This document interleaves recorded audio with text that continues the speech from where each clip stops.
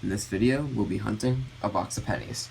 We'll be looking for any wheat cents or anything older than that if we're lucky. We'll also be looking for any proofs, foreigns, heirs or varieties, or any other cool things that we can find. We do have a wheat cent ender in roll number 47 right there, so stick around for when we reveal the date of that. I'm excited. Let's start the hunt, and I'll bring you in when we have our first find. It's not really a find, but I just opened up roll number 2, and there's a plastic thing sticking out of the end. What is this? It's a giant piece of plastic in the roll. That's pretty interesting. Roll number 3, we're gonna have our first wheat cent. Just open the roll and flatten it out. I see one right here. Doesn't look like it's gonna be too old. Nope, just a 1946 out of Denver. First wheat cent out of the box. Roll number 7, and we're gonna have our second wheat cent because I just uncovered a 1957 Denver obverse facing wheat cent. Has a little bit of red left on it too. Second wheat cent out of the box.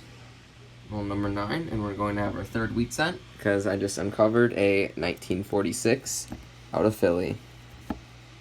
Roll number 12, and we have our first Canadian of the box. It is right here.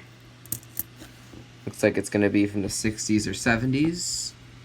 Ooh, and it's a 1967 commemorative bird cent. That's a pretty cool find. First Canadian of the box. Roll number 14, we have our second Canadian near the start of the roll, and it's from 1977. Roll number 16, and before I show you the find, I had to get this container for 2009s because I'm getting so many that are in really good shape. I don't know why, but I think someone dumps a BU roll or a few of them. But I bring you in because we have another Canadian cent back here. This one is from 1969. Roll number 18, and we're going to have wheat cent number 4 because I just uncovered a wheat reverse. Hopefully it's older than 1940. Nope, it's just the beat up 1953 out of Philly. That's a good find. Roll number 21 will provide us with our 5th wheat cent, and this one is a 1951 out of Denver. Roll number 25, and we're going to have Canadian number 4 of the box. It is right here. It is a 1995. Just opened roll 27, and it looks like it's going to be a good roll because I can see 2 wheats and a Canadian. Let's do the Canadian first, right here. And it is a 1974. Let's go with the wheat cent that we know the date. It's right here. And it's a 1945 out of Denver. And then I did see a wheat reverse right here as well.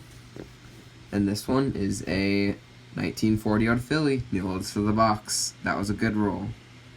Roll number 31, and we are going to have another wheat cent near the back of the roll. Doesn't look too old. It's a 1941 out of Denver with some damage on the left. And that is wheat cent number 8. Next roll, roll number 32, and we are going to have our 6th Canadian of the box near the front of the roll. And it is from 1983. Roll number 35, we are going to have our 7th Canadian of the box. It is right here. And it is from 1985. Next roll, roll number 36, and we're going to have another Canadian. This will be Canadian number 8 of the box. This one is a 2000. Same roll as that Canadian, and I missed a wheat cent edge. It's right here. It's a little beat up, but it doesn't look like it's going to be too old. Yep, just a 1945 out of Philly. Roll number 42, and I'm pretty excited about this find because I just uncovered a wheat cent, and it's very old. 1911, no mint mark, Philadelphia. It's a pretty common date, but any wheat cent that old is really hard to find, and this one's in not terrible condition, so that's an awesome find. Let's find some more. Just opened roll number 45, and it looks like we're going to have a couple of Canadians in this roll. First one is right here. That is a 1989, and then the second one is back here, and this one is a 1983. Roll number 46, one roll before the wheat cent ender, and we're going to have another Canadian right here, and it is from 1994. Roll number 47 was the wheat cent ender. We're going to reveal the date right now. Doesn't look like it's going to be too old, but let's see. Nope, just a 1942 out of Philly, and that is wheat cent number 11. Hopefully we can get one more out of the last 3 rolls. Penny box has been hunted. Let's go over the finds. We had 16 S-mints, only one 1959, which was a little bit odd, but we had 89 2009s, and of the 89, 75 of those were BU, so that's pretty cool. We had 11 Canadians, ranging from a 1967, which is a commemorative bird cent, all the way to 2000. I did pull aside these 3 coins. This 1983, just checking it for the DDR. I'll put it under the scope. So pretty cool machine doubling on the word United. You can see it's kind of like shelf doubling on the tops of all the letters and to the left of them. So not really worth anything, but it's pretty cool, so I pulled it aside. Same with this one. It's a 1996 Denver, and it's a pretty good grease strike. You can see that it's pretty hard to see the last 2 digits of the date, as well as the mint mark and the word trust. Also pretty cool. And also I did find a 1960D small date, which is the better variety, but it's not worth too much over face value.